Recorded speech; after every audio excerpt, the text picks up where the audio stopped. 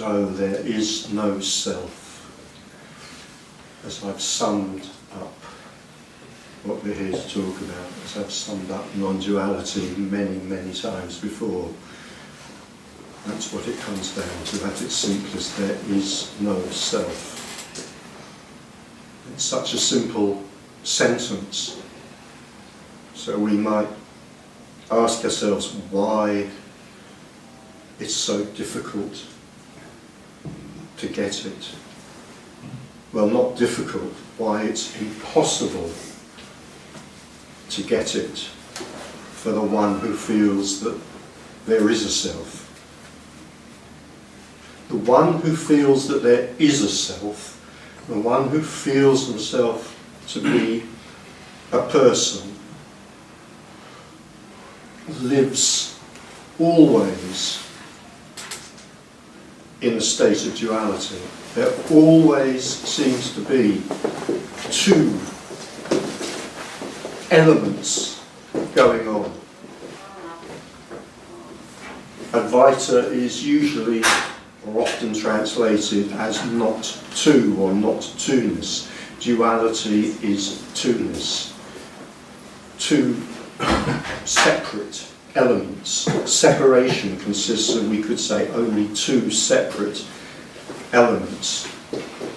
And those two separate elements is, first of all, the sense of me. First of all, the sense that I exist as a person. And the other element is everything else. Everything else. The cosmos, the universe, the world, the environment, whatever we want to call it. So for a person, the sense is apparently irredeemably that there are always these two elements. There's me and I move around in something. I move around in something that could be called the world. And that's the essence of the appearance of duality. Separation. I'm separate from everything. I'm separate from the world and everything and everyone in it. And boy, oh boy, does this create problems, as we all know. Because feeling separate from the world, I feel that I have to negotiate with it. I have to live my life inside it. And I have a responsibility for living that life. And that life unfolds in this strange effluvia called time. So as a separate person, I live with a past, and I live with a future, and I have to negotiate everything in the present.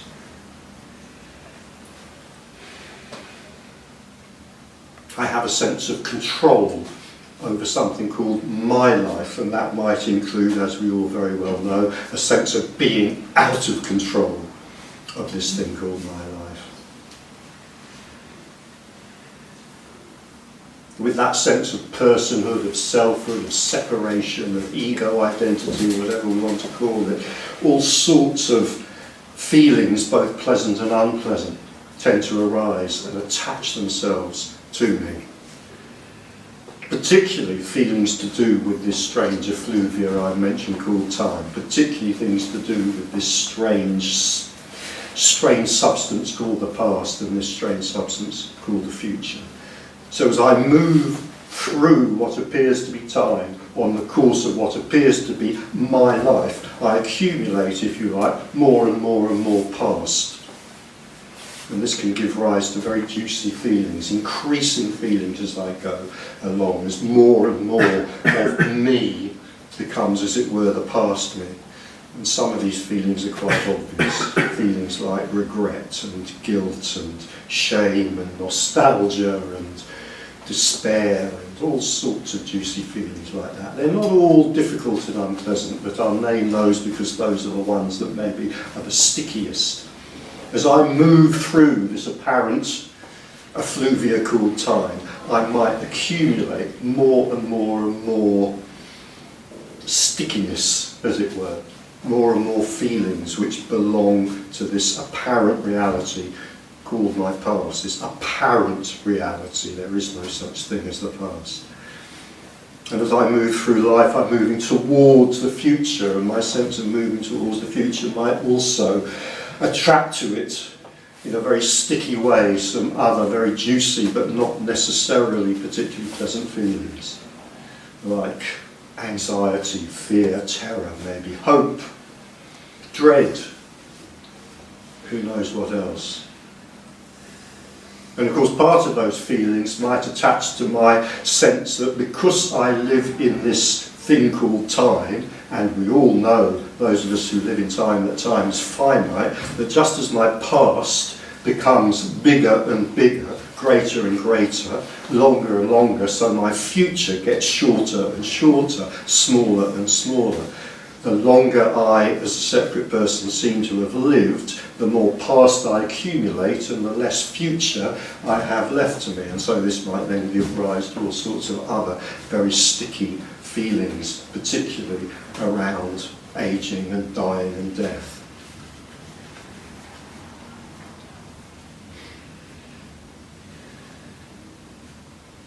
And it's not surprising that some of us feel quite uncomfortable with at least some of the elements that I've mentioned. For some of us, as we go through this effluvia called time, we might accumulate more and more neurosis. And that also might make life seem more and more and more difficult. It might do. It doesn't necessarily happen like that, but it might do. And so it's hardly surprising that some of us perceive a problem or a great many problems with our situation separate, living in this environment which is sometimes hostile and is often at least not quite friendly to us. The existentialists sum this up. They say we are thrust into existence. Without our permission, we are thrust into existence, and here we are, and we have to make the best of it. So it's no surprise that some of us might end up making the worst of it. And some of us start looking for a way out of the dilemma, or at least a way out in the sense of somehow making the dilemma less profound, somehow making the journey of my life a more pleasant journey, an easier journey, a less angst-ridden journey. And we might try all sorts of ways of doing that. Some of us are attracted to hopeful philosophies, which we call religions. Some of us look for hope of a future life after death, which is somehow going to be juicier than this one. Some of us go into therapy and try to heal what seem to be the wounds in our psyches so that this ride becomes a less bumpy one. Some of us go for drugs. Some of us go for entertainment. Innumerable ways in which we can make the journey of our apparent life less bumpy. And all of them have one central problem. In a way, heroin, football and religion all have the same, so does therapy, so does existentialism, all have the same basic problem. It's a very simple problem, none of them actually work. In a way, that is the only problem with any of these solutions to the problem of being me. I mean, any of these, from heroin to religion to football, they are all absolutely brilliant and fine solutions to the problem of being me, except for this one fatal flaw that they have, that none of them actually work. I mean, they may work for a while, and they may indeed make the journey of my life genuinely less bumpy. This is entirely possible. It's not an intelligent thing to do to, for example, have some psychotherapy, for example, to learn to meditate. I am not going to comment on either heroin or football. We have to make our own decisions about each of those, but it's not an unintelligent thing to do. To see a therapist, to learn to meditate, to walk in the country, to read some improving books, to have some enlivening friends. All of these are quite intelligent things to do, but none of them solve the basic, absolute problem. which is that I am me, I am self. And it's a problem that in a way the self can't even recognise except in theory. Because the one who feels himself to be a self, the one who feels himself to be a person, has always felt that. Has always felt that, at least from the age at which they become, as it were, something like what we could call a conscious being, whatever age that might be. Some of us might put that at 2, some of us might put it at 22, it doesn't matter. Whatever age we are at which we can be considered to become a conscious being, my sense of myself has always been separate. And because it's always been like that, I can't recognise it. I don't recognise it. It just seems to be that's how life is. I don't question gravity, and I don't question that I'm separate.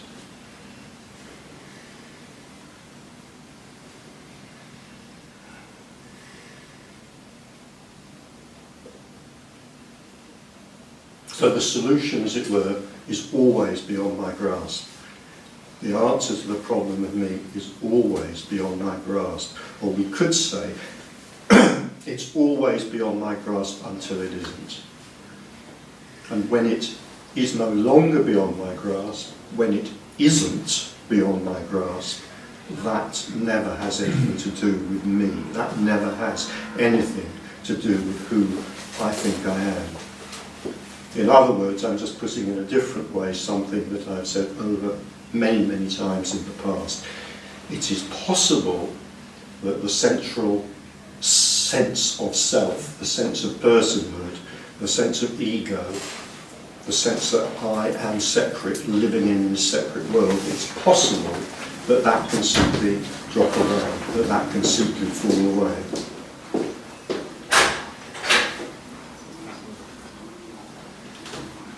And if it does, or when it does, it's, I want to say always, but I will take out a slight insurance policy and say usually, it's usually a tremendous shock. Whatever else is said about it, I mean, it is indescribable, and many of us have tried to describe it. But one clear thing we can say is that usually it's a tremendous shock. In other words, the solution to what appear to be my problems is something that I can never see. So when that solution appears, it's a tremendous shock. When it's realised that actually the solution has nothing to do with me solving my problems, it's to do with seeing that there is no me that owns these problems.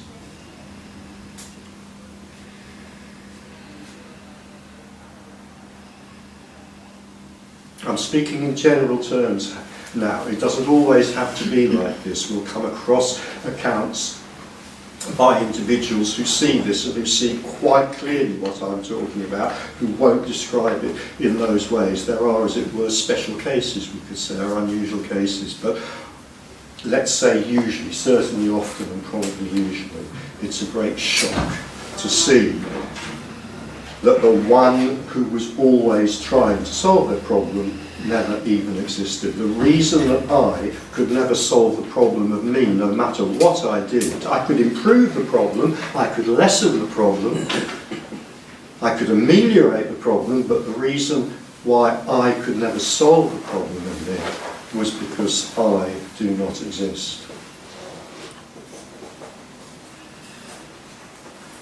Now, in some ways, that statement may seem absolutely absurd. You know, here is a body, here's a mind, here's a voice, here's a personality, here are characteristics, here's personality traits, sitting in a chair, giving a talk. So in some ways, it might sound absolutely absurd to say that I do not exist. Of course, all of these things I've just named exist. Character, personality. There's a psychophysical organism here. There's a body, there's a mind, there are words, there's hearing, there's understanding. The what we're talking about here is the possibility of seeing that none of that, none of those characteristics belongs to a central self. What we could say, and I've used this description before, what we could say is that what is here, what is there, are phenomena. If I'm going to be really accurate, I'll say apparent phenomena. That what is arising, if you like, is phenomena. There's sound, there's colour, there's sensation, there's a sound over there, there's a sound outside, there's a movement over there, there's a sensation of foot on the floor. These are all phenomena. What is arising are phenomena. And the sense of self, the sense that all these phenomena belong to an autonomous individual who acts in the world, who has choice in the world, who has responsibility in the world, we could say that sense, the sense of that autonomous individual, is simply another phenomena that arises. It has no more significance than the phenomena of a salmon pink shirt or a finger, a hand moving on a chin, or the sigh of a breath. It's simply another phenomenon. But of course, it's a particularly addictive phenomenon. It's a particularly addictive phenomenon, and it seems that all the other phenomena connect with it and belong to it. That's the difference. It's a particularly sticky phenomenon. I mean, some other phenomena are quite sticky. I've never taken heroin, but I understand that is quite a sticky phenomenon. But no phenomenon is as sticky as the sense of self, because everything else sticks to it.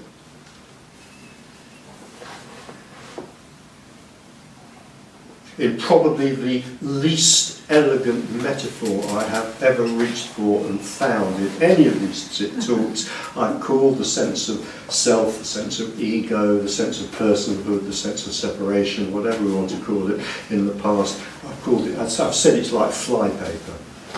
It's like flypaper. And all the other phenomena tend to stick to it. A feeling of despair maybe flies in through the window and it sticks to the flypaper. A feeling of anger flies in through the window and it sticks to the flypaper. A feeling of anxiety about the future flies in through the window and it sticks to the flypaper. And the longer the flypaper is there, the more dead flies there are sticking to it. I defy anybody on the non-duality speaking circuit, and there are many, many, many, many of us now, as I'm sure you all know, I defy anybody to come up with a more repulsive metaphor for the self than that. So maybe you need one of those fly zappers, you know, so as they come in, they... Yes, if only. And yet, in a sense, that's what happens, you know. It's quite a good metaphor, that, because there's a sort of, it's very sudden, and you know, there's that zap, isn't there, and that kind of release of light and buzz and so forth. And actually, that's not a bad metaphor, because sometimes, not always, when this is seen, it is like that. It's a kind of instantaneous shock. So all we're really talking about here, to continue this horrible, horrible metaphor, all we're really talking about here is the flypaper disappearing. The sense of self simply disappearing. The revelation that all of this, in a way, is one undifferentiated, empty show. Now what happens then may be exactly the same as happened before. It's possible. All the same feelings may fly in through the window, but then they fly out through the opposite window instead of sticking to the flypaper.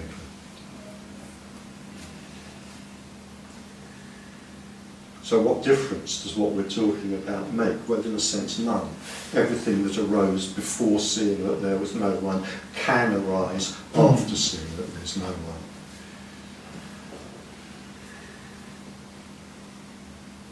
Seeing oneness is, in a way, the most empty prize, if we see it as a kind of prize, that there possibly can be, because it does not necessarily confer any benefit whatsoever. If we listen wisely to some of the Zen sayings about this, the one which is probably known more commonly, or better known than any of the others, and it's one that I quote over and over again, before liberation chopping wood, after liberation chopping wood. That's what that's saying. This may confer no benefits whatsoever. There's a very interesting book about this by a Dutchman, I can't remember his name, but the book's called A Glimpse of Nothing, or A Glimpse of Nothingness. And after a long, painful Zen retreat, the Zen master came in.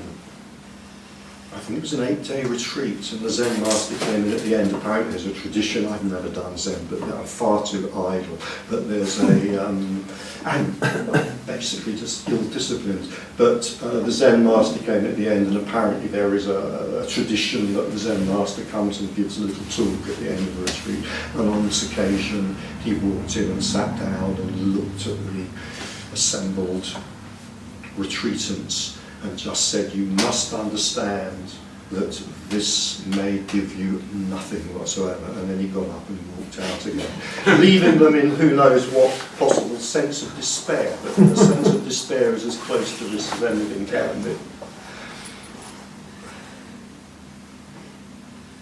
So in a way, this is the only solution to the problem of being me, and yet it offers nothing at all. It offers nothing at all. In the seeing that there is no me, everything may go on simply as before. And one of the common phrases that's used for this, not just by me, but perhaps by many other people who talk about this, is that in the seeing of oneness, in the seeing of liberation, nothing is changed, but everything is transformed. Nothing is changed because everything may simply go on as before. It may not. There may be reasons why it might change, but it's quite possible that everything will go on simply as before. But all the stuff that's going on as before is now going on for no one. And that's the transformation. Nothing is changed, yet everything is transformed. So in Zen they say, they're a bit high-minded in Zen. I won't hold that against them too much. I don't like high-mindedness. I'm very, very suspicious of high-mindedness, and they're a little bit high-minded in Zen, but let's forgive them for that for now. So in Zen they say, before liberation, chop wood, after liberation, chop wood. We might add, before liberation, feel anger. After liberation, feel anger. Before liberation, feel sorrow. After liberation, feel sorrow. That is acknowledged in Zen, I suppose, because sorrow can be interpreted as quite a high-minded feeling. There's a Zen master who said, nobody knows sorrow like a Zen master. If we're looking for more comfort from liberation, we're looking in vain. Before liberation or after? After liberation or after? Maybe. So nothing is changed, yet everything is transformed.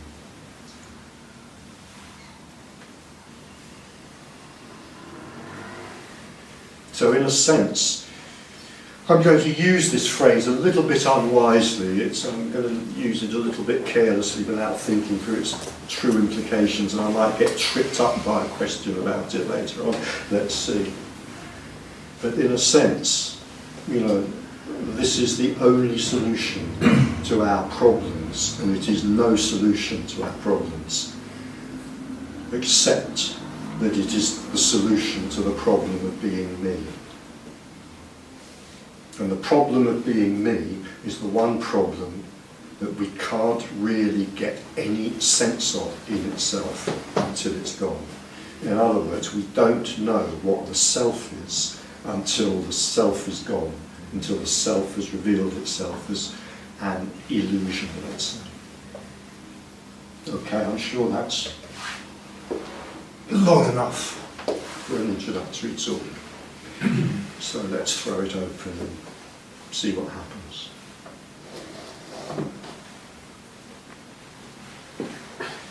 I've just been reading your recent tome, and you talk about awakening and liberation as two separate things. I wonder if you could explain that, because I thought they were both the same.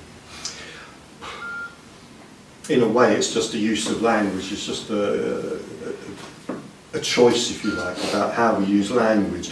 The reason I do, you're quite right, I do talk about this in those terms quite a lot. And the reason I do that is perhaps only because it kind of seems to accord with what is often, but by no means always, I'm hesitating because I'm going to use the word experience, and it isn't an experience, but it is often, let's say, the experience of those who report on seeing that there is no self.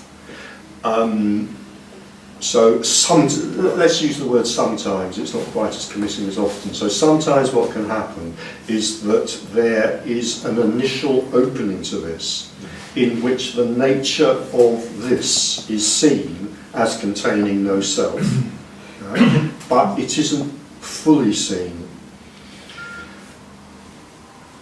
That initial opening doesn't have to be, but is often extremely brief. I mean, it could even be, it's kind of eternal, it's kind of timeless, but if we're going to sort of talk about it biographically, misleading though that is, it might be a split second, it might be a second or two. What can happen in that is that there is a sudden and complete disappearance of the sense of self and a sudden and complete recognition that this is completely empty and that is completely empty, and because they're both completely empty, they are the same thing. Emptiness is emptiness. When that happens, it often lasts a very, very brief period of time, after which the person comes back. The sense of there being a solid person here often comes back.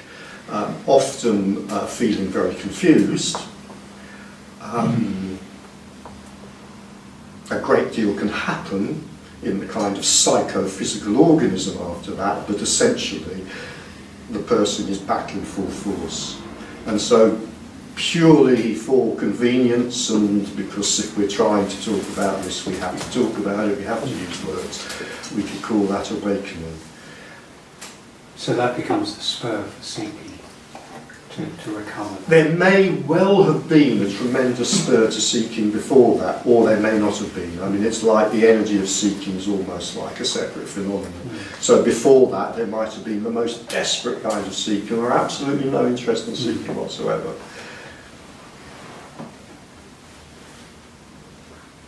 It does, however, tend to leave someone who feels they've had a glimpse of something absolutely delicious, and who may now feel very frustrated because they're desperate to get back to that and yet recognise that there is nothing they can do in order to achieve that. So in my terms, and not just my terms, also in some of the other people that talk and write about this in their terms too, we might call that awakening. I use the term, because we have to use words, damn it, we have to. I use the term liberation, and some others who write and talk about this might also use the same term, for what I would call the final total end to the sense that there is a person there, and therefore the final total end in any circumstance is to seeking whatsoever. And that, I need to pick my words very carefully. I'm going to throw in a seems here. That seems to happen. As soon as I say that only happens, then some exceptions will appear. So that seems to happen, or that, because there aren't any rules about this, of course, but that seems to happen, or it often happens, when there is a seeing which contains the emptiness I just talked about, which recognises that there is nothing here and there is nothing there, and therefore these two are the same, and therefore they are not these two, they are one. But when that's seen, and it's also seen that this is full, it's not just empty, it's full. We can't use language for very long about this before we hit paradox. I'm going to say apparent paradox. I'm going to claim that actually what we're hitting is the limitations of language, because as soon as I say this is empty and it's full, the mind goes, it can't possibly be, that's rubbish, can't possibly be. At which point all I can do is say, I'm not trying to intellectualise about something here, I'm not trying to theorise. What I'm trying to do is get as close as language can simply to describing something, and as close as language can get to that is not very close at all. It's not very close at all. I mean, if you think of the limitations of language, I couldn't even describe to you in language the taste of a samosa, could I? So it's hardly surprising that I can't describe to you the taste of non-duality. But in trying and failing to describe that, the closest I can get to it using language is that the end of searching, the end of the person, often, but there are going to be exceptions to this, often occurs when it is finally seen that this is not simply empty and this is not simply empty and therefore they're one, but this is full and this is full and therefore they're one. And the only thing I can add to that, there's kind of like, there might be an obvious question arising out of that, or there is a question that often does arise out of that, which is the perfectly reasonable question, well, if it's full, what's it full of? What is it full of? Is it full of life? Is it full of virtue? Is it full of cheese and onion crisps? What the hell is it full of? And the closest phrase that I've ever been able to get to that, and the closest phrase that I'm aware of that anybody else has ever been able to get to that, is unconditional love. And that phrase doesn't work, it's no good, it's hopeless, but it's still the best we can do. And it's that that seems to bring the final end to seeking and the final end to the sense of a person. So for convenience and simply to differentiate it from seeing the simple nothingness or the simple emptiness of everything, we'll call that awakening, and we'll call what I've just been talking about liberation. Liberation is seeing the emptiness and the fullness of everything. And after that, it's like, again, it's a kind of Zen image, isn't it? The head being chopped off. It's like the head is chopped off. After that, what? After that, whatever. Anything can arise. Anything can arise. Now, the mind hates that. So one of the things you might notice if you look at the kind of the literature, let's say, if you look at the literature, the mythology would be a better word actually, the mythology of liberation, or even worse, the mythology of enlightenment, or even worse, the mythology of the enlightened man or the enlightened woman. Once the mythology gets going, in other words, once the mind starts working on this story that I'm telling, because it is a story that I'm telling, once the mind starts working on that, then the question, what after that, tends to attract lots and lots and lots of different answers. And my answer is unequivocally, after that, anything, whatever happens. Liberation has no implications, absolutely no implications. There are tendencies, but there are no implications. But go to the mythology, depending on which mythology you're attracted to, and of course, let's try and sum it up, rather than going through in detail all the wonderful siddhis, powers and freedoms that liberation might bring us. I mean, we'll be here all this afternoon and all tomorrow if we start listing those separately in detail. So rather than doing that, let's sum it up in one phrase, okay? After liberation, according to the mythology, what? After liberation, a God-man or a God-woman. That's what it comes down to. But that's because the mind loves mythology. That surely is obvious. One of the most obvious things about the mind surely is that, toss us a sixpence and within 20 seconds we'll have turned it into a myth. So if we forget all of that, if we forget all the wondrous stories of God men and God women, what we're left with is just life happening. Just life happening. Sometimes glorious, sometimes shitty, but happening for no one. Glory arises for no one. Shit happens for no one.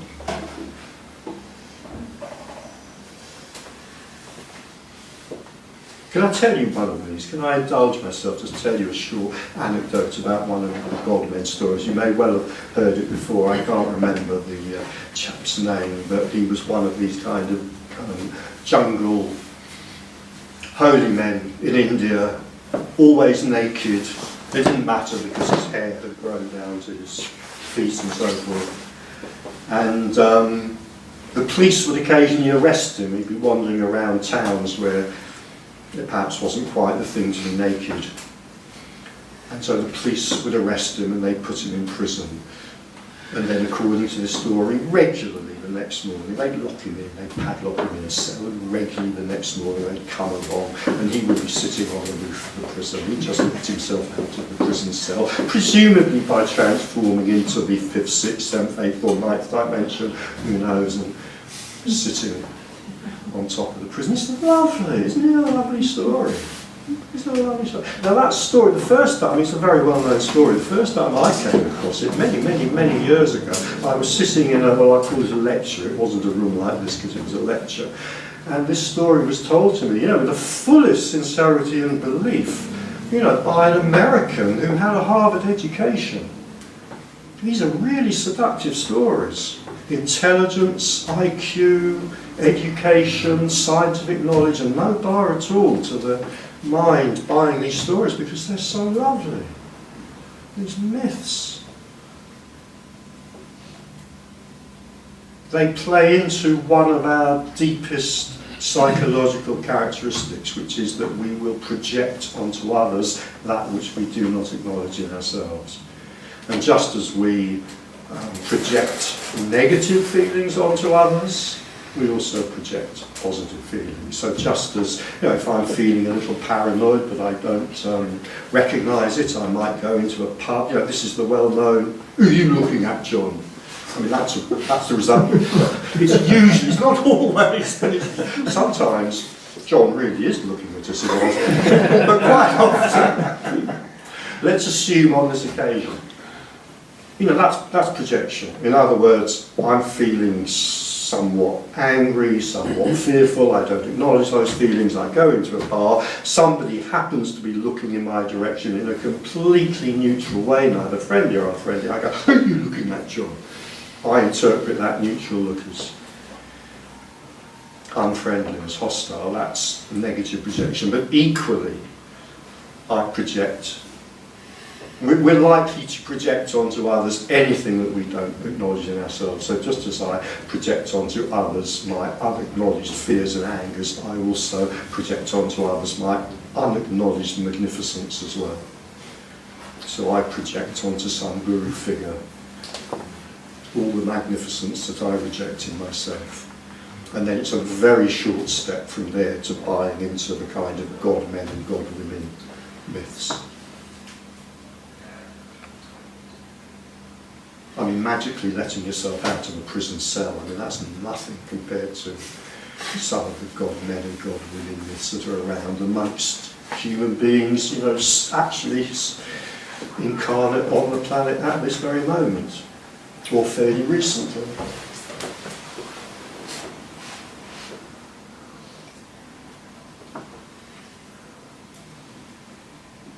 Whether whether it's Sai Baba with his Rolex watches, I hope the camera got the quotation marks. Yeah, quotation marks. Whether it's Sai Baba with his Rolex watches or whatever it may be.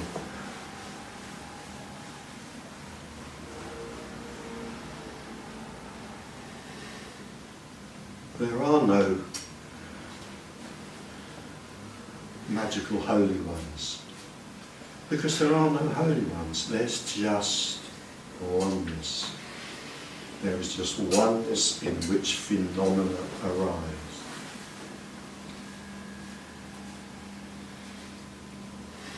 A cup of tea arises magically in one hand, a Rolex watch in the other.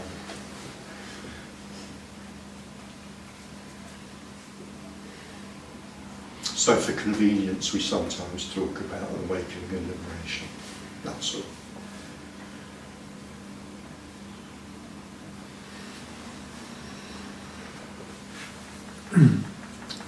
Richard, Yeah. it's often said in non-duality this, well, I mean, I'll just ask you, is there any relationship between seeking, the quality of seeking, the manner of seeking, and liberation? Okay, I think we should offer an extra chocolate biscuit to whoever amongst us can first leap in with the answer to that question. No. No. I get the chocolate. I've given up chocolate biscuits. Isn't that ironic? I answer the question. No. Because there's no... I mean, the mind hates this. There's all sorts of things about this that fascinate the mind, but there's also all sorts of things about this that the mind hates. And perhaps this might be one of the things the mind most hates about this. You know, this absence of cause and effect. If anything, well, there are many things about this that can frustrate the mind, but perhaps there are two things that most frustrate the mind. One is the impossibility of understanding what it is that we're talking about, and that's because everything that has ever been experienced has been experienced by an apparent self. So that's one really frustrating thing about this. And the second most frustrating thing about this is that there is no discernible cause and effect here. And the reason that that's so frustrating, well, it's kind of obvious, isn't it? That everything else that we do, and seeking is something that I feel that I'm doing, maybe. Everything that we do, cause and effect works. And when it doesn't work, it's usually for a for a discoverable cause. And if I put up shelves, they stay on the wall, cause and effect. Or if they fall off the wall 5 minutes later, it's probably for an easily discoverable cause. You know, I used nails instead of screws and raw plugs or whatever. You know, cause and effect is constantly working. All sorts of other things feed into this, like, for example, I've already mentioned virtue this afternoon. I usually try to avoid mentioning virtue, but we seem to be going for it this afternoon. You know, my sense of virtue, justice, reward. If I'm a good person, I apply myself with devotion, I work hard, I follow my guru maybe, I meditate for an hour a day perhaps, I do my yoga practice, I live a very pure and holy life. I accumulate merit. I mean, if I have a certain kind of mythology in my head and a certain kind of belief system, I might believe that by doing all of that and accumulating merit, when I die I will go to heaven. But if I have a different set of mythological beliefs, a different set of assumptions, I might believe that by doing that I will get closer to liberation.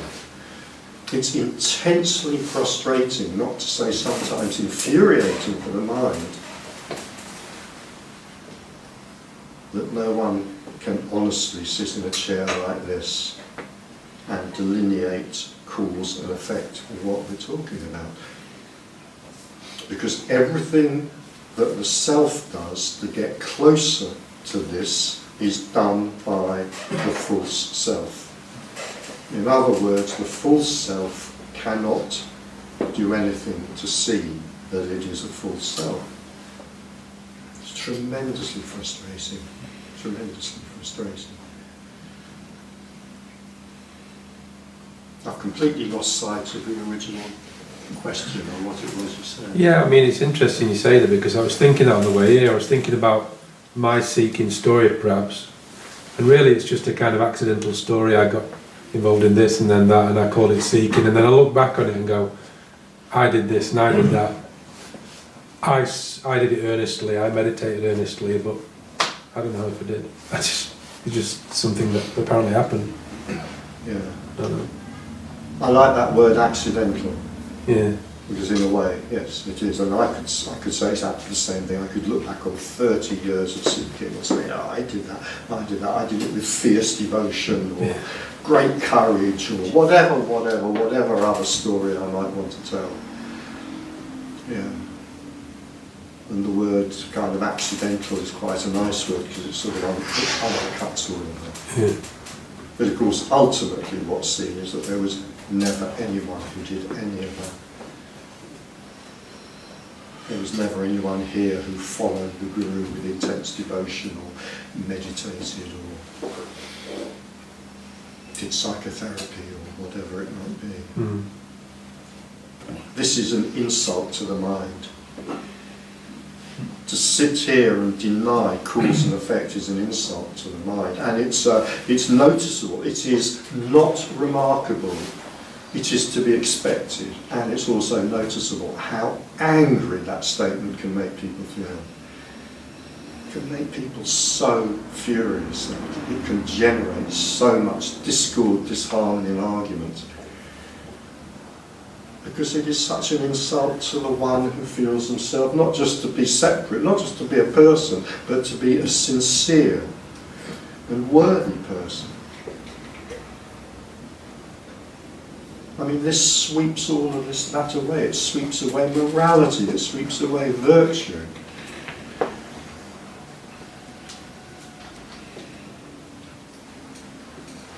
It sweeps away religions, it sweeps away philosophies, it sweeps away every conceivable myth.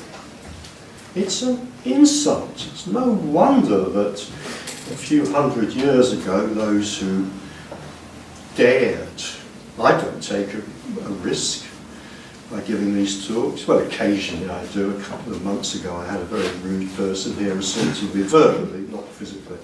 I don't take much risk, do I, giving these talks? But, you know, a few hundred years ago, people were executed.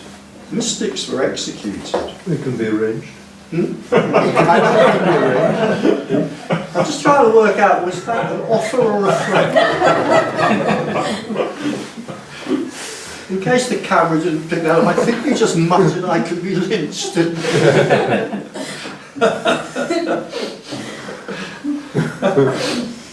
But people were. Mystics were. Why am I using the term mystic? Because that's another word we could apply. This is the core, I want to say. This is actually the only mystical communication. Mystics have nothing else to say. I mean, what's a mystic? A mystic is simply somebody who notices that there is no self. That's it. Now again, projection then tends to kick in, and so we tend to, once we've designated somebody as a mystic, we tend to kind of look at them and expect them to have all sorts of other pieces of wisdom for us. Ah, you're a mystic, so tell me, Master, how should I live? What should I do when da-da-da-da-da-da-da? Well, any honest mystic should just say, what? I don't know. Why are you asking me that? Tell me, Master, how shall I be good? I mean, that's at the core of many of the questions that we take to holy figures. Tell me, Master, how should I be good?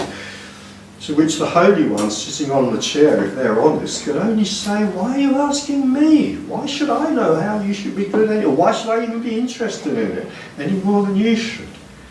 So the person tends to again project a lot onto the one that they see as the knower of the secret. The one who genuinely knows the secret, all they know is that they are not the one. They are one, but they're not the one. Sorry, that's a bit tortured, I know.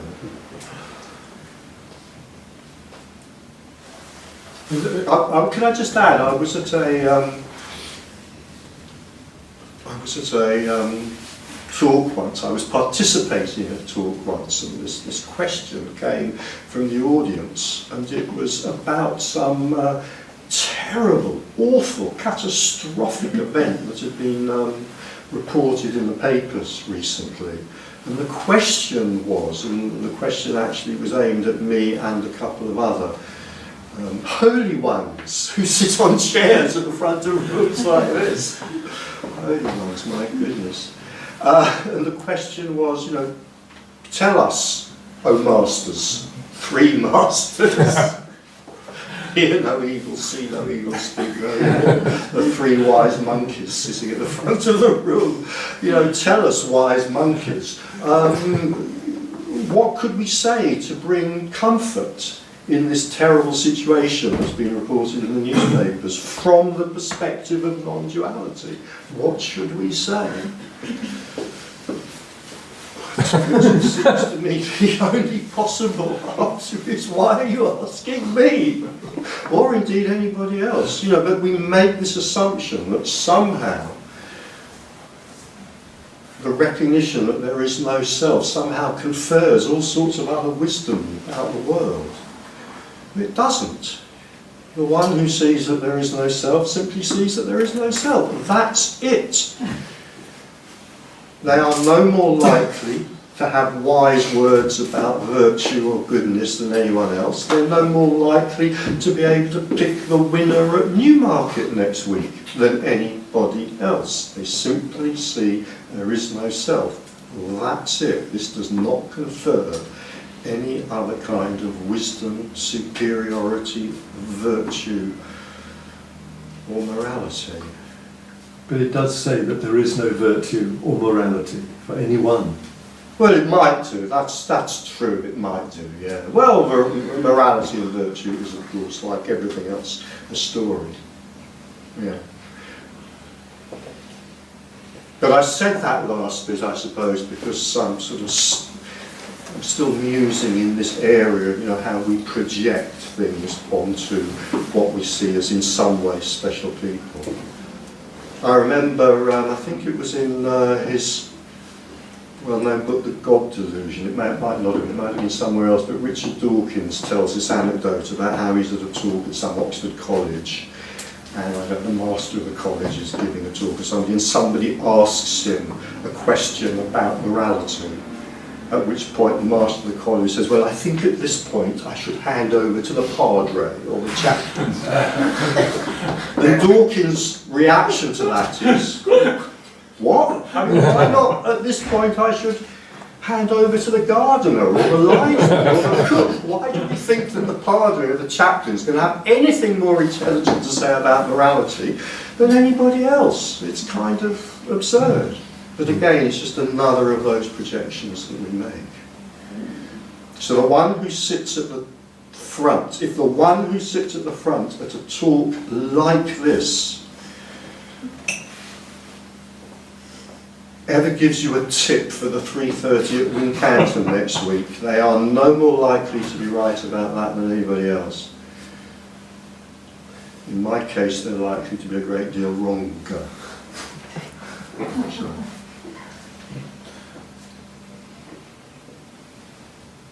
Can I just get back, just to clarify? There's a point where you say that there's not really experience, there is only phenomena arising. If you like, yeah. Is that what you were saying? More or less. Well, there are what we could call experiences. There is no experiencer. Okay. So we could say phenomena arise or experiences arise. They arise from That's the same thing. Yeah. Yeah.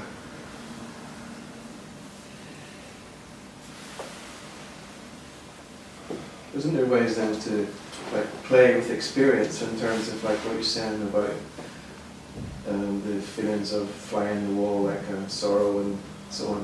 When we look at it closely, you realise there isn't actually sorrow without a self-referent definition of it. If I look into sorrow carefully, it's not really that. it kind of changes to something else. And as does every experience, so-called. And it's another way to sort of play at it or look at the phenomena of Yeah. it's only by definition that we think that's real, and it actually isn't real at all. It's like you look at anything, it just changes. There's no resolvability to anything, and it's a way to sort of come at it with seeing, and also recognise that there's actually no one is seeing. There's just seeing. And we stop it by defining it. It's like suddenly there's an identity, and there's the fly on the wall or on the thing. It's that last bit that's the tricky bit. It's that thing of seeing that there is nobody who's seeing that. That's what we can't do. Yeah, sorry. I would say, I mean, you mentioned sorrow. We are talking about phenomena here. And if we take sorrow, I would say, well, in a way, it consists of two different kinds of phenomena, usually. It consists of a feeling, which, insofar as anything is real. It consists of a certain kind of feeling. It feels different to, for example, anger. And usually sorrow also consists of a story in the head about why I've got that feeling. And again, that story in the head is going to have something characteristic of sorrow about it. It's going to be different to, for example, the story I would tend to have in my head if I'm feeling angry. From a therapeutic point of view, it seems for many people to be very useful to kind of tune into that and identify that. And one of the most well-known therapeutic interventions, which seems to be quite successful as a therapeutic intervention, is to tune in particularly to the feeling in the body rather than to the story in the head. And the reason for that seems to be that for many of us, when we pay attention to the story in the head, it can go on forever without resolving itself. Whereas there seems to be something about the psychophysical organism in its entirety, that if we tune into the feeling, the uncomfortable feeling, let's call it, of sorrow in the body, it seems somehow to be able to resolve itself or to process itself more effectively. And I mean, all of that is kind of therapeutically useful. And all of that can go on before seeing liberation or after seeing liberation. That can still go on. Sure, but the one who feels himself to be experiencing that, if you like, the one who is separate, that's the one thing they can't do. They can't see through their own separation. Because the one who's trying to see through their own separation doesn't actually exist. sure. If they're still seeing, there's a seeingness. It's like the idea of definitively saying there's no self, there is a self, is almost in itself a red herring, because you're just seeing, because you were still getting stuck in the fly trap. It's like when we just see things as they are, realize they're not exactly what we think. In other words, to say there's no self, it doesn't matter at that stage, because it's just like, oh shit, it's just a pure mystery.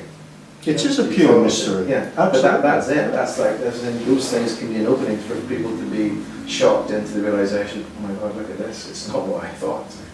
And then it doesn't matter if you say, I exist, I don't exist, it just makes it sound more mystical, and oh, here's another thing to get over, get over my no self, or get over myself. Do you know what I mean? It's just like, I'm not it's sure. just this. Yeah.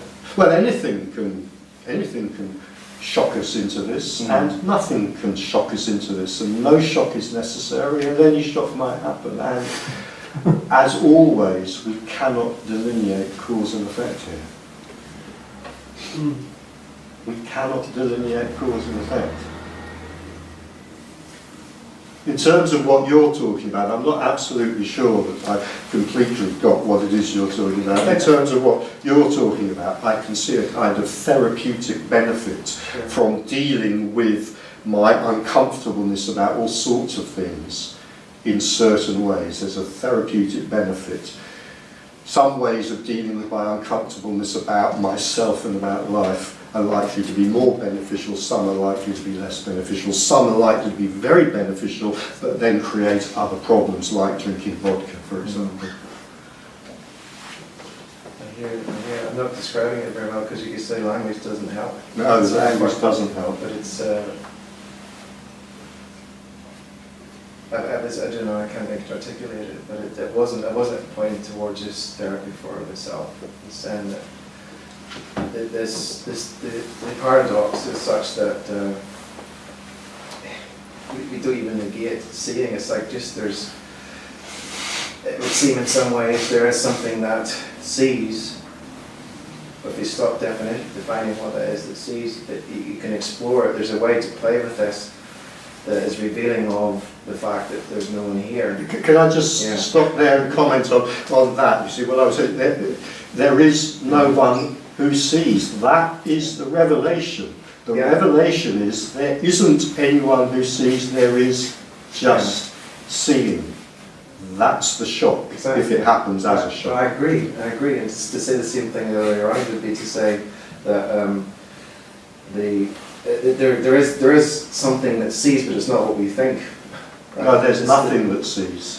Okay, that's the word. That's the word. But that's the word. I mean, that we have to disagree on that. But that's the word. That's What is being said here is that's the revelation, that there is nothing that sees. And I mean, if you like, we could pun on that and make it both ways, that there is nothing that sees this, and it is nothing that sees this. We can kind of be clever with it if we want to. But that's the revelation. Yeah. There is no need for anyone or anything to see this. There are simply phenomena happening. And the phenomena seem to be happening for a person, but they're not. The person that they seem to be happening for is itself simply another phenomenon. That's the revelation. Yeah. Now you know that we're trying to F the ineffable here. Yeah, so I know. I'm not even going to go there because it's true, but I hear what you're saying. I'm saying the same thing. I think everything's the dynamic. The emptiness is a dynamic emptiness. It's changing. Absolutely. It's not. It's not definable. No, of course not.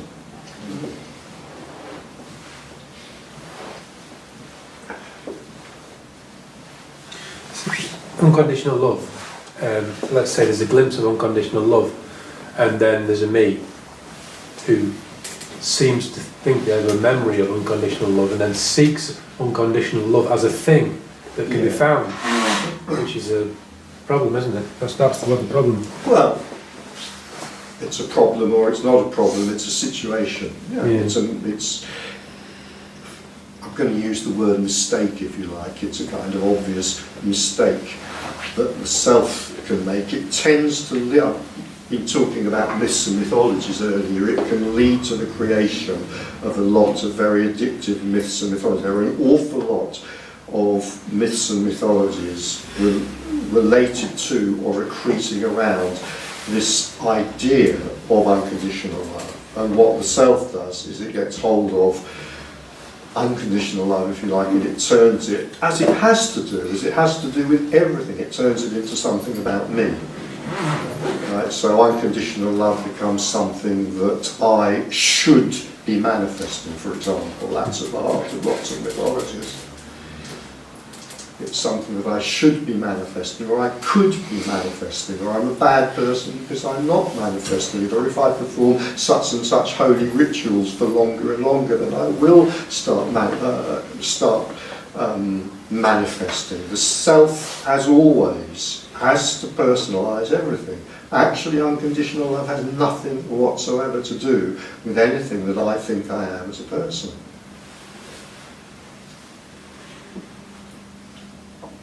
As soon as I start confusing these things together and binding them together, I can be off down any one of many very arduous and often very self-punishing spiritual paths. I mean, it's remarkable to what degree the self, the full self, if you like, can get hold of the idea of unconditional love and then use it as a way of punishing and torturing itself. Oh, well, if there's unconditional love, I should be unconditionally loving. Look at that bastard! Oh my God, I just caught myself not being unconditionally loving. Bad, bad, bad. Another 2 lifetimes as a slave. I lost my temper. Bad, I mean,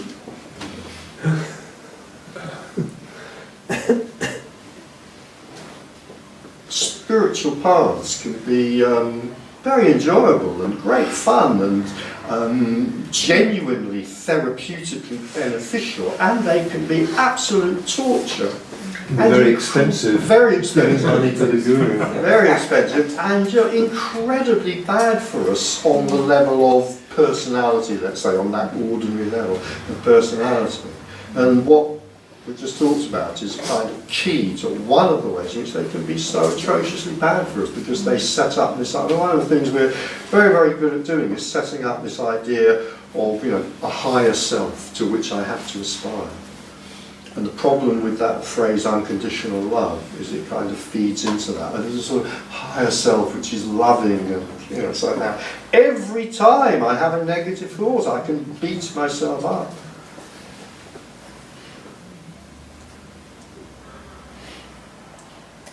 I don't know if you've come across the idea, they use this in some psychotherapy theories, the idea of a secondary problem. A primary problem is, let's say, I don't know, I feel really angry, or maybe I've been through a poisonous divorce and I feel really angry. Right, so that's a primary problem, but then very often we set up a secondary problem, which is I feel guilty because I feel angry.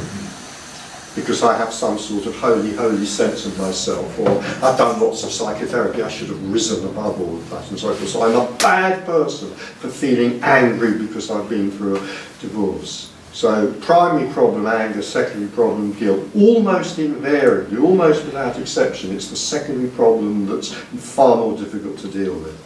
Far more difficult to deal with. And a lot of psychotherapies recognise this, and can be very effective at helping the person, the individual, see that they can at least let go of the secondary problem. And I was talking to somebody fairly recently who has quite a holy attitude to life, and is following quite a holy spiritual path, and they're torturing themselves with this. Because they have an image of themselves as someone who shoulds are another really, shoulds are really bad news as well in terms of psychological health. They have an image of themselves as someone who should have transcended, who should have gone beyond such a lowly and impure emotion such as anger. So they're walking down the streets and somebody bumps into them or jostles them because they're reading their mobile phone, and they feel angry. Well, what's wrong with that? They feel angry. Well, so what? And 10 seconds later they'll stop feeling angry. But no, in this case they feel angry, and then they feel bad about themselves because they shouldn't feel angry. And whereas the anger itself would have disappeared after 10 minutes, 2 days later they're still beating themselves up because their image of themselves as a holy person has been dented, and that's a very bad thing.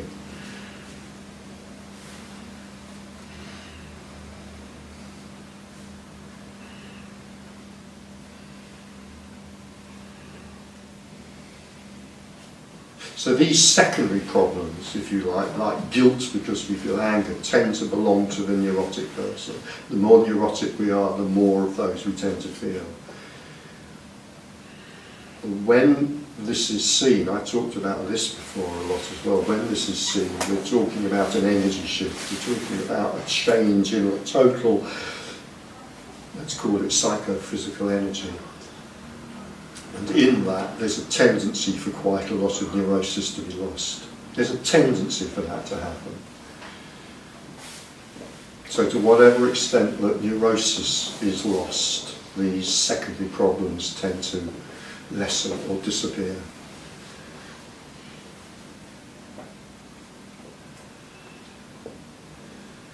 So there may well still be anger, there's less likely to be guilt about anger.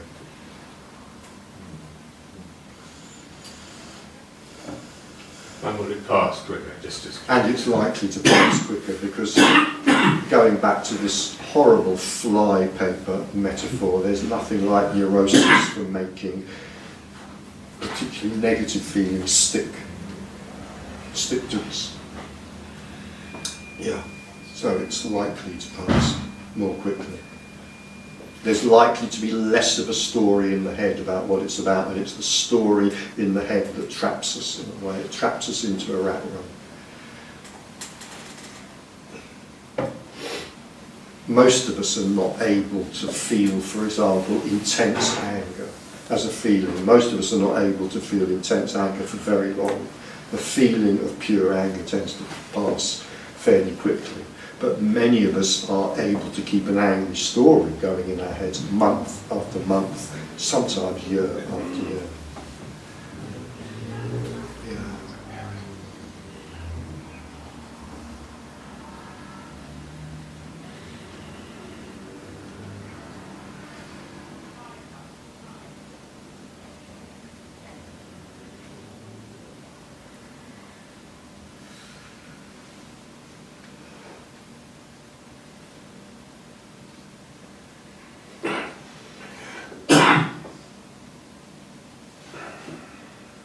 So the stories and the separate self are really completely entwined. The idea stories of and the separate separate self. self, yes, absolutely, yeah. The separate self sustains itself through stories, and you could say the stories sustain the sense of the separate self. Yeah, I think that's so.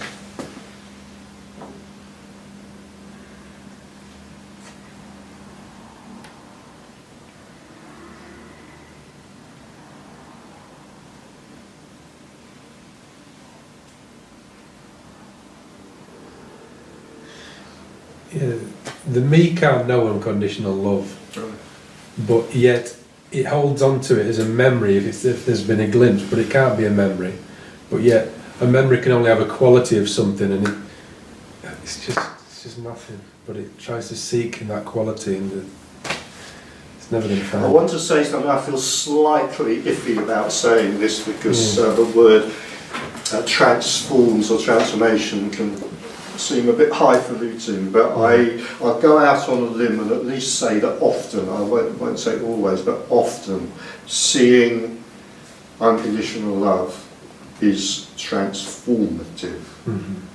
It's not transformative in the sense that it then makes the individual become intensely loving in a personal way, but it is transformative. In a way, if you try to pin me down, what I mean by that, I may well burst into tears because I may be unable to do it, but nevertheless, there is something transformational about that. It's like life can never be the same again. In the same way, in a slightly different way, life can never be the same again simply for the one who's seen the emptiness of everything. Just seeing the emptiness of everything is transformational, but not necessarily in a particularly pleasant way.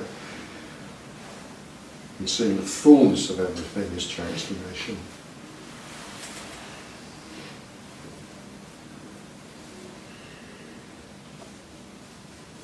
Tends to be. I always have to add the word tends to be because of course there are no rules.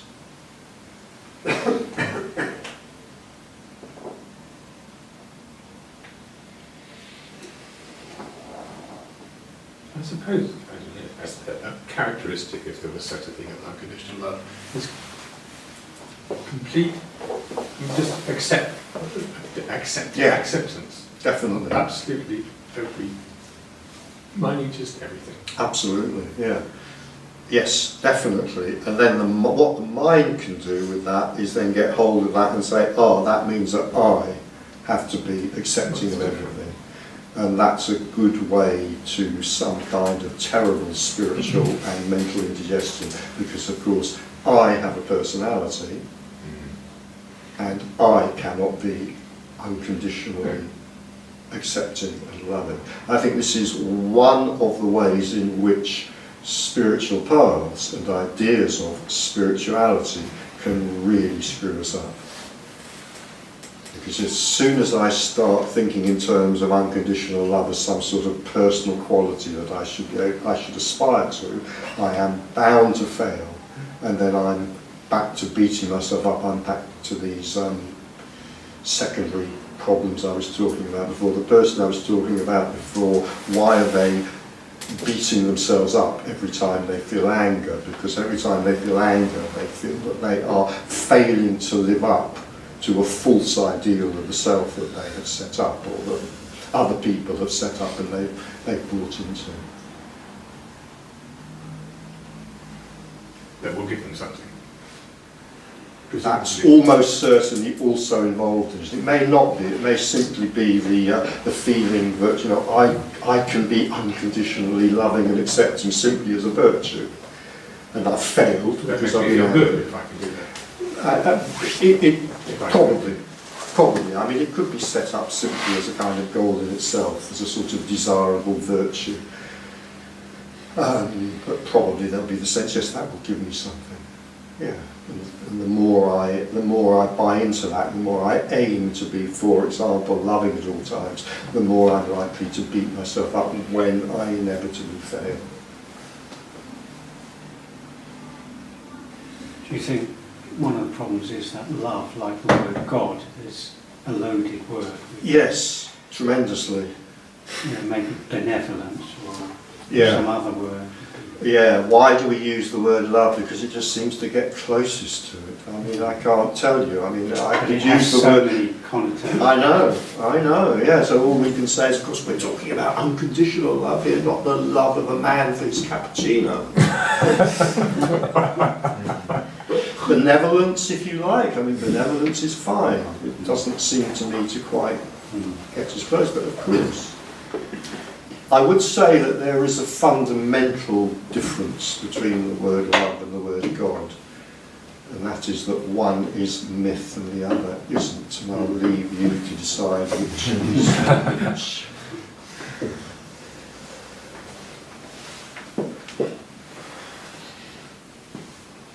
But Jesus did say, apparently. Apparently, thank you. Apparently he did say God is love. Or someone said it anyway. Of course.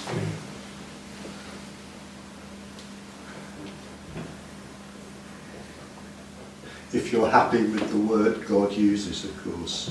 For me, it carries quite a lot of baggage.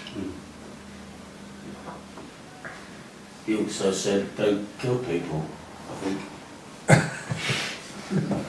Apparently.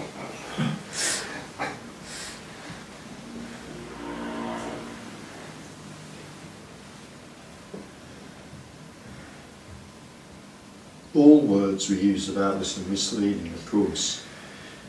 In terms of what we're talking about, which I also describe and others describe as seeing the fullness of everything, if we're going to add a word to that, love seems to get closer to it than any other word.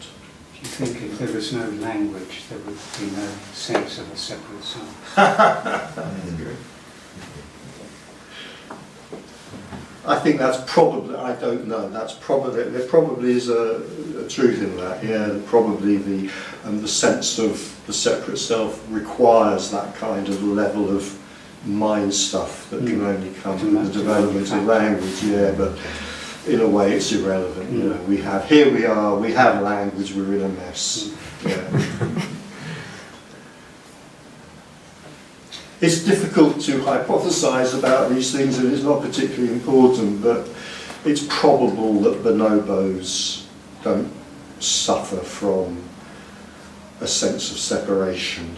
Bonobo chimpanzees don't seem to suffer from a sense of separation and a need to find fulfillment and wholeness. It seems like that. That was a banana solution, didn't they? The bananas, actually the bonobos have the sex solution. Don't they? Yes. Yeah, they seem to be able to quite satisfactorily solve most social problems just by more sex.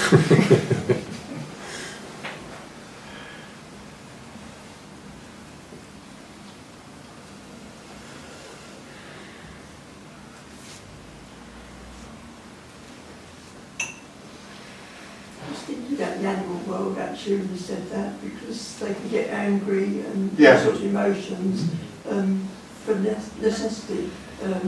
You know, if they get angry, viable, and then once they've done that, it's over. It's over, that's right. Yeah, as far as we can see as well, neither bonobos nor their much more aggressive cousins, the chimpanzees, unlike their even more aggressive cousins, Homo sapiens, as far as we can see, neither chimpanzees nor bonobos suffer from secondary emotions, as I was talking about before. You know, they seem to feel anger, but as far as we can see, they don't feel guilt. However, actually, I don't want to bang on about this. I've sort of been drawn down a track here, which perhaps I shouldn't be going to. There is kind of evidence that some of the uncomfortable emotions that we feel, particularly shame, and also a sense of injustice, that we do share those with bonobos and chimpanzees and other primates.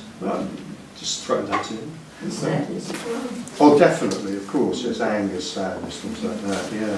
But shame and a sense of justice seem to be incredibly innate. Yeah.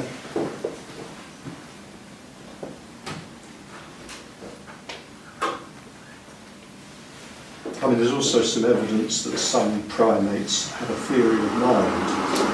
Actually, can we leave that until the actual break? Possibly, it's just because it gets picked up on the night.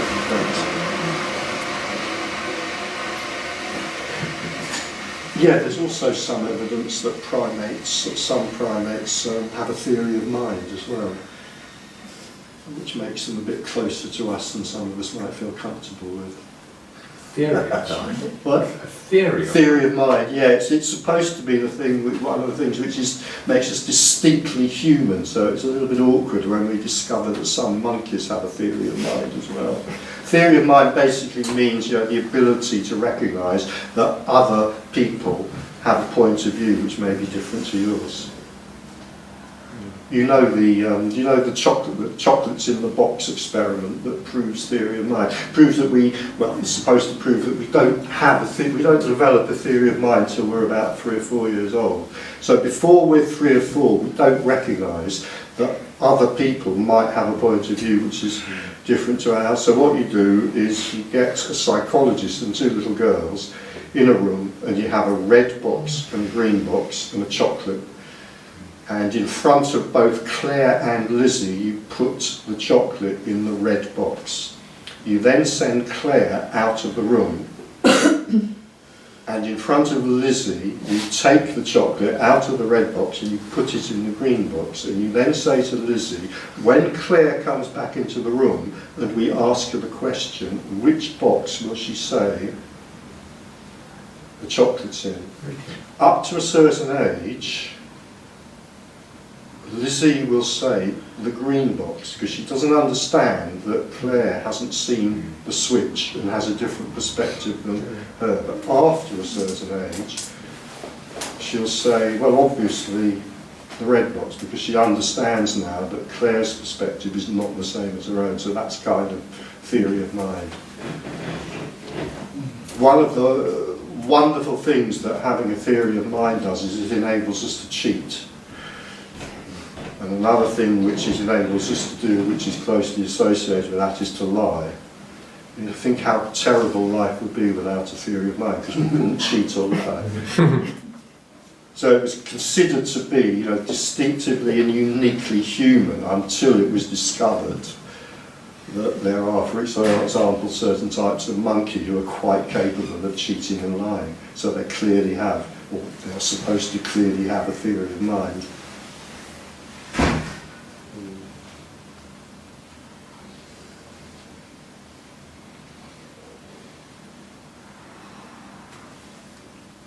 So, for example, one monkey sees another monkey going for a banana. The first monkey makes the monkey sound for danger, there's a lion. And the monkey going for the banana hears the cry and scoots off.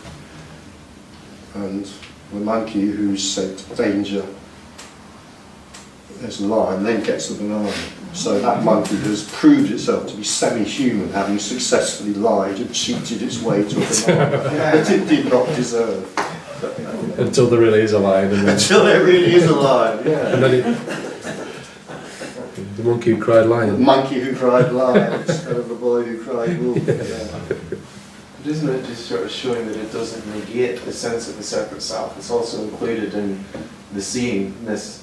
Do you know what I mean? It's like there's a recognition that there's no self here. There's also the seeing that there's a separate self. There's a something here that wants to own stuff. Well, everything It's included. There's no negation of that. It's not like No. one disappears. Like there it is, and it can do this and that can do that. But it's This like, but as a mystery, it's not like you can say why or what.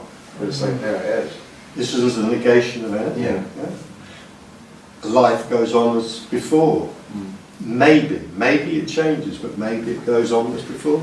But it's like seeing that we compulsively define things. We can recognize that, oh, if I look into it deeper, beyond definition, it changes into something else, and it's you see more the miraculous, more obvious, because we're shortchanging ourselves by definitions without recognizing we're doing that.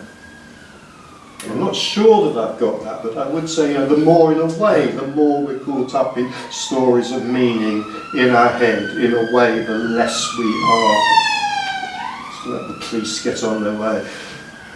I'm glad we didn't stop here. The less we are open and noticing, what is. And that's, I think, partly why one of the things that is commonly reported when this is seen is simply more delight in the absolutely simple things. I mean, although there are no rules about this, there are tendencies, and one of the tendencies I've talked about often is the tendency for a quieter and a simpler life to be led. Not necessarily, but it does happen quite a lot. A quieter and a simpler life to be led. Why? Well, maybe for many reasons, maybe partly because some neurosis has dropped away, and neurosis tends to complicate things, but maybe it's also just more obviously to do with the fact that noticing, much more just the noticing of how alive and vibrant and wonderful everything actually is in its simplicity, so there's less need to seek out excitement and adventure. And seeking out excitement and adventure is often a great cure for boredom. Yeah. So if there's no more boredom, or there's less boredom, there's maybe less need to seek out adventure. And the idea of win, lose or draw become irrelevant. The idea of win, lose or draw don't become relevant because it's always win-win anyway. Yeah, they may do. Yeah, they may do. There's still a personality. There's still a personality. I mean, this thing about I've talked about again before a lot. Of preferences. There may still be preferences. Yeah. There may be preferences for comfort, for example. Why not? Chocolate. There may be preferences for chocolate. There may even be preferences for adventure still. Why not? Yeah. Nothing's negated. Nothing's negated, everything's possible, yeah. I say, I hadn't realised, and nobody drew my attention to the fact. That's terrible. Well, there's a preference for a tea break. Someone took the catalogue with it, that should have been a hint. Could have been a hint, it might be a